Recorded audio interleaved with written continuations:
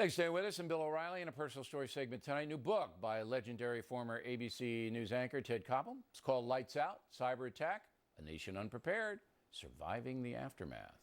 With us now is Mr. Koppel. So that title's pretty scary. I hope so. Can you back it up? You can back it up?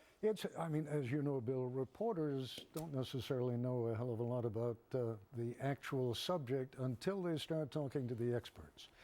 I talk to experts in the military, in the intelligence field, in the industry itself, and the vast preponderance of them believe that this is not only a possibility, but a likelihood. All right, so some nation, Russia, Putin, China, even maybe the terrorists, the ISIS or Iranians, they'll hack into our system? They have already hacked into our system. The Chinese and the Russians are already inside.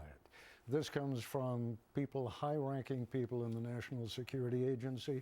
They've got what amount to cyber time bombs that are ready to go off. So they're already working toward bringing down our system? They are already in a position that with a keystroke they could take down.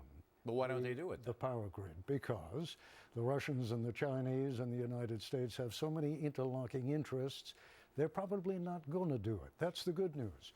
There are others who are not quite as technically capable, like the Iranians and the North Koreans, and yes, ISIS. But they would do it if they could. They would if they could, but if the they very soon will have that capability. If the National Security Agency understands what's happening, can't they build a firewall of protection to stop any of these attacks? If they know they're inside, they have the information that, look, these guys are trying to do this and want the capability of doing it, can't they stop it? The internet was designed to be a meeting place for professors with good ideas. It was never designed to be defended. It was designed to exchange information instantaneously around the world. We are much better at cyber offense. We can do the same thing to the Russians and the Chinese as they can do. We're probably better at it than they are. But defending it is all. So it would be mutual destruction then if somebody did it, because they would know who did it. No, not necessarily. No? No. I mean, take a look at how long it took the FBI to come to the conclusion that North Korea, which is not nearly as technically capable as the Chinese or the Russians, how long it took them to figure out that they were the ones who hacked into Sony Pictures. Yeah, Sony Pictures. Yeah. All right, and the Chinese have been accused of doing this for industrial espionage. So if it all goes down, if they succeed in hacking us in a cyber attack on the nation, then our cell phones don't work, right? That's the easiest part, Bill. Your electricity doesn't work, your lights don't work, your refrigeration, your because it's all computerized now. Well, it's all on the electric grid. If the electric grid comes down, everything in a city like New York that runs on electricity, which is just about everything, is down. All right, so then we have zombie apocalypse. People running around the streets, looting. You remember what happened in the blackout in the 70s. So you have disorder, anarchy, all of that. Do you foresee that happening? It is entirely possible. The only people who can stop it from happening, the military. Yeah, the military would have to be called in and all of that. That's exactly right. All right, the problem is that the Department of Homeland Security does not have a plan for the civilian population in the event that this happens. Why not?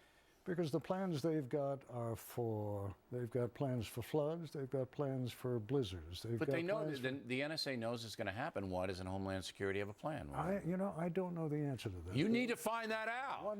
No, you're going to find that out. I might. Yeah. Look, I don't like any of this internet stuff. You probably know if you watch the program. I think it's destroyed journalism. I mean, just yesterday we had a Chris Christie story that was totally fabricated. New York Times picks it up, Washington Post picks it up. They don't even check it. They know where it's coming from. I think it's undermined our business.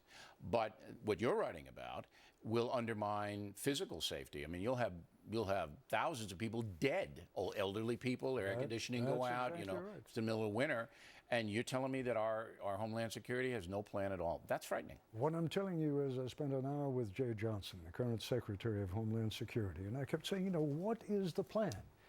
And he said, I said, we pointed up to a bunch of white folders on the shelf. And he said, I'm sure there's a plan out there. I'm sure there is. I'm sure there is. But The one thing that he recommended Yeah. is have a radio with extra batteries.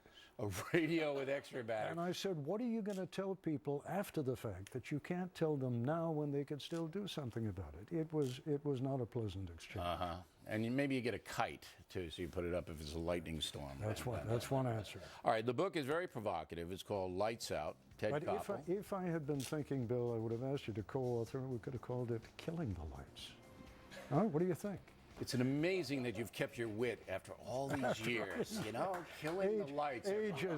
Okay? Age is catching up with both of us. Not me. I mean, look at this Botox. It really works. Does it? But if the cyber attack, I might not be able to get my Botox thing, and that would be a disaster. Ted Koppel, everybody. There he is. Gut fell on deck.